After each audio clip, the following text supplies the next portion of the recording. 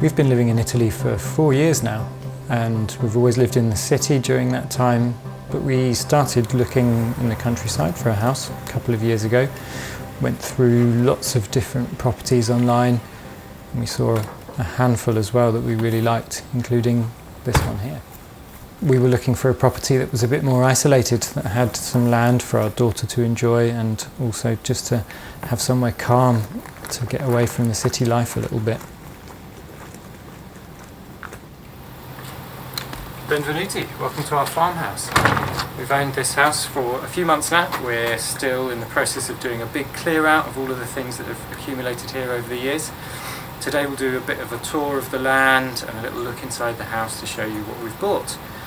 We are situated in the Piemonte Hills in the countryside, and this house is on quite a steep slope where all the vineyards used to be. And now there's a lot of rosemary planted here instead, a lot of forest, but we'll maybe have a look at changing that over the years to come. We bought this property on the premise that it was sold as is, and here that meant it came with everything inside, and so that included all of the furniture going back more than 100 years, lots of material down in the cantina.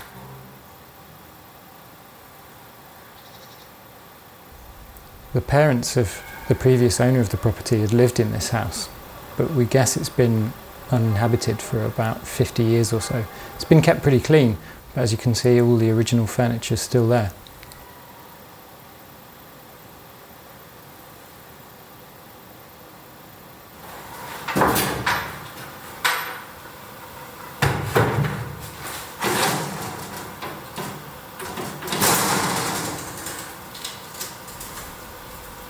Opening the shutters for the first time, you really get a sense of what's in the space, and you can see on the right there's a really interesting original stove there which was used to heat this room.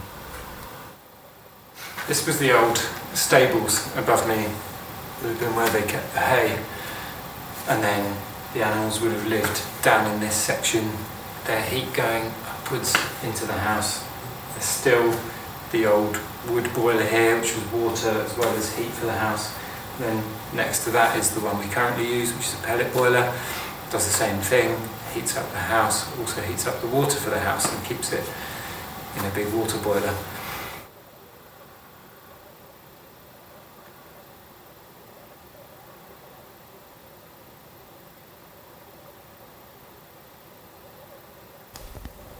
The winemaking part of the property sits on 2 levels and hasn't really been touched for years.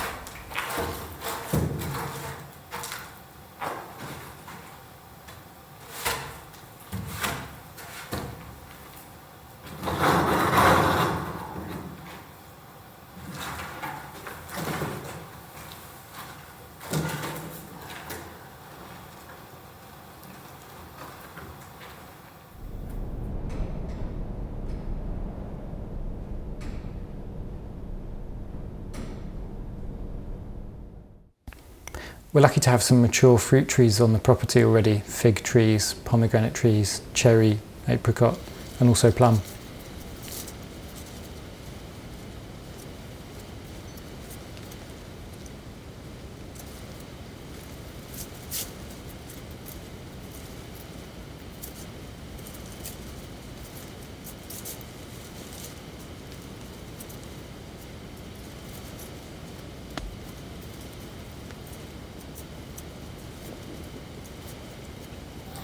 Trying to remove that structure there and get rid of all of that fiberglass inside of it.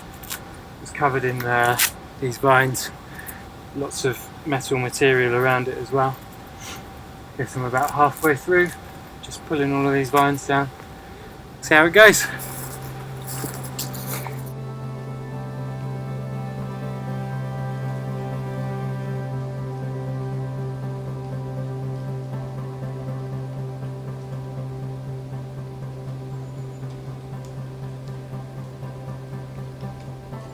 This house was originally a monastery, quite important as it was on the top of this hill, and there's another monastery on the other side of the valley, and these were the 2 monasteries between the 2 peaks.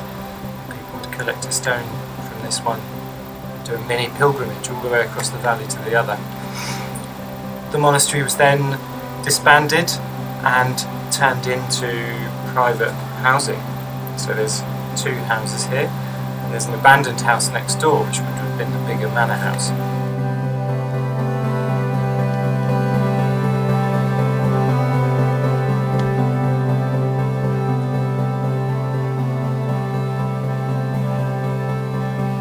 Thank you for watching this tour video. I'm going to try and upload a video every couple of weeks and cover different aspects of living in the farmhouse.